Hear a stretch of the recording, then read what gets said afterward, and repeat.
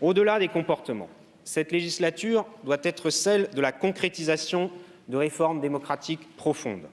Elles ont été trop longtemps repoussées.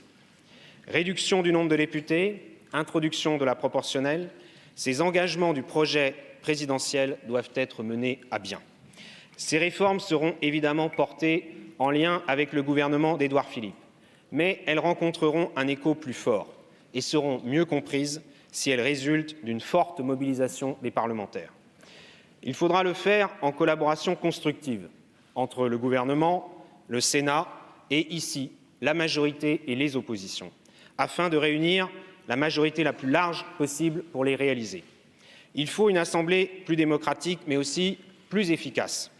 Les Français qu'on rencontre nous le disent souvent. Ils ont le sentiment que le Parlement parle beaucoup, mais agit peu. Agir mieux, c'est d'abord agir plus vite.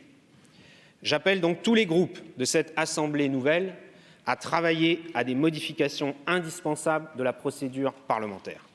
Aujourd'hui, la procédure encourage l'enlisement et l'obstruction.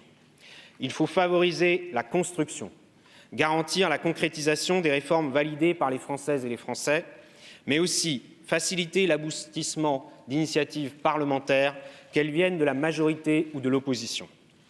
Si certaines réformes nécessitent une révision de la Constitution, et le Président de la République s'y est engagé, il est possible pour notre Assemblée de moderniser de son propre chef un certain nombre de procédures obsolètes. Faisons-le.